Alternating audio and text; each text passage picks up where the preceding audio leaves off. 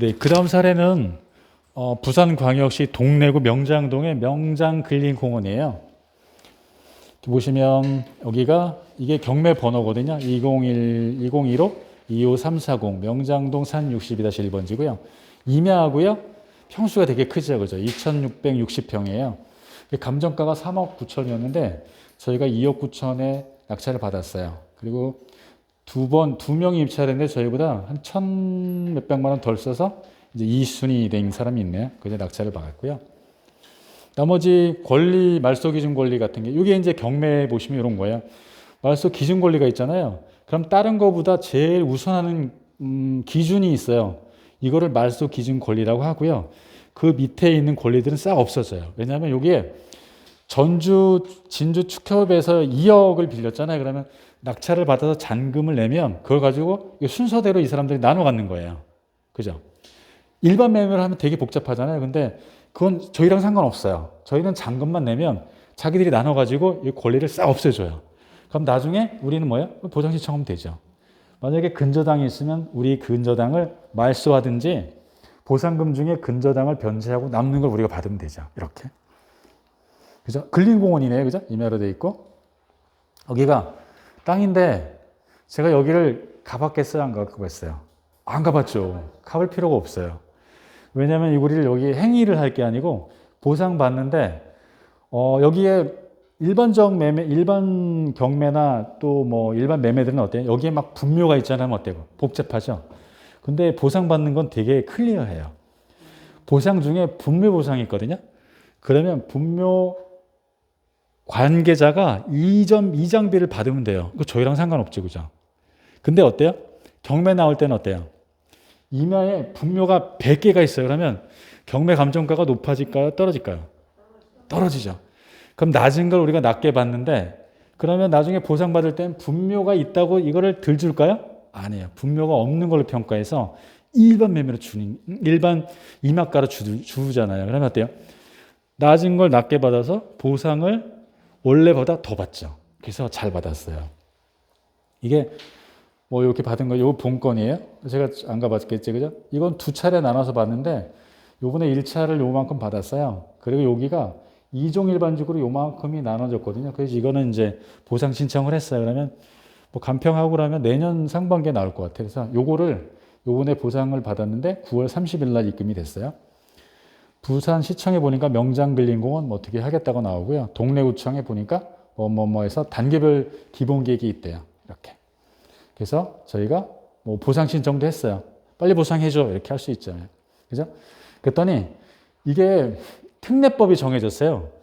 이걸 얘기하자면 좀 복잡해요. 왜냐하면 전국에 있는 도시계획서 공원들이요. 20년이 넘는 것들은 2020년 7월 1일 날 전부 실효가 되게 돼 있어요. 그럼 어때요? 전국의 공원들이 얼마나 많아요. 그럼 그게 다 실효가 되니까 그 사이에 특례법을 정해져서 시행자가 정해져서 명장근린공원 같은 경우는 시행자가 정해지면 이 시행자가 보상을 해주고 전체 면적에 보상을 해주고 거기 30% 정도의 아파트 사업을 하는 거예요. 그럼 어때요? 옆에 있는 임야니까 굉장히 싸잖아요. 그 땅을 보상받고 그 옆에 30%를 아파트를 지면 수익이 많이 나죠. 그럼 그걸 가지고 토지 소유자를 보상해주고 그리고 전체 나머지 70%의 공원들은 공원으로 만들어서 시에다가 기부 체납을 하면 어때요? 그러면 토지 소유자들은 평생 갖고 있어야 될 거를 보상받으면 좋고 사업 시행자는 아파트 사업에서 수익 내는 게 좋고 지자체는 어때요? 지자체에서 원래 공원을 조성해야 되는데 누군가 와서 보상해주고 공원 만들어주고 자기들한테 줬네? 그죠? 그러면 이게 지자체에서는 손도 안 대고 코 푼 거잖아요. 여러 가지 삼자가 다 좋아졌어요. 이렇게, 그죠? 그래서 저희들도 보상을 받아 좋았죠.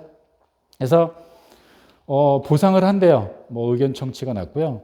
보상계획 공고를 작년이죠, 그죠? 6월 1일 날 보상계획 공고 났고 간평했고 올해 8월 17일 날 보상 통지가 왔어요. 그래서 예금 통장, 뭐 인감 증명서, 매도용으로 해서 그래서 저희가 이제 제출을 했어요. 정상 CT가 여기 사업 시행자예요. 그 초본 이렇게 됐어요. 그래서 이것도 요새는 비대면이니까 계약서를 받아서 여기 오신 분들이 지금 이제 인감증명서 같은 걸 도장하고 보내셨잖아요. 그럼 서류랑 제가 계약서에다가 도장 찍고 그리고 그 합의서 계약서를 저걸 보냈어요. 우편으로. 이렇게 그 통장 사본하고 보내니까 간평한 금액을 이제 이렇게 그 n분의 1씩 해서 그분들 통장으로 입금을 했죠. 그래서 제가 받은 곡이 3,900이에요. 이 속에 이전에는 저기가 있어요. 저 대출금이 있죠. 대출금 빼고 나머지를 저한테 준 거예요. 그래서 총보상금을 따지니까 여기 보시면 뭐 이렇게 쭉 있잖아요. 그래서 저 행정사님, 오늘 여기 계신 분 아드님, 네, 뭐 우리 홍사님 여기 또 들어가셨네요. 이렇게 들어가고 안윤자 여사님이 들어가고 해서 이분들이 받은 게 1억씩 쭉 받으시고 얼마냐면 총 받은 금액이 8억 6,700이에요. 그죠? 근데 여기에 대출금이 있으니까 2억 정도거든요. 2억 100만 원이니까 요 금액에서 요걸 빼고 요게 통장으로 입금된 금액이에요. 그러니까 제가 받은 게 3,900, 여기 계신 분들이 뭐 7,900 됐어요. 그 수익률을 따져보면 2억 9,800의 낙찰을 받았잖아요. 이 받은 금액이 8억 6,700이니까 수익률이 나쁘지 않죠. 한 분이 돈 들어간 게 투자금이 1,100이에요. 1,200 정도 잡고 중간에 이자는 좀 내셨어요. 근데 그거까지 하면 한 5,000, 4,800 순수익이거든요. 그죠? 따지면 이게 보상되는 게 5년 반 걸렸어요. 그때 어때요? 아까 말씀드린 것처럼 이 토지 지가 상승률이 은행의 이자나 그거보다 훨씬 높아요. 금리보다. 그리고 이자 내는 것보다 높거든요. 그래서는 늦게 받았지만 평가돼서 또 세금도 적게 냈잖아요. 그죠? 이게 단기 차익이면 1년 아니면 70%예요. 2년 되면 50%. 비사업용이면 거기 10%를 더하는 거예요. 그래서 만약에 3년이다 그러면 40몇 프로, 10%니까 50% 정도 내겠네요. 근데 5년 반이면 어때요? 자꾸 이거 떨어지잖아요. 이자를 덜 낼 수 있는 거죠. 저 양도세를. 그래서 이렇게 해서 끝냈어요.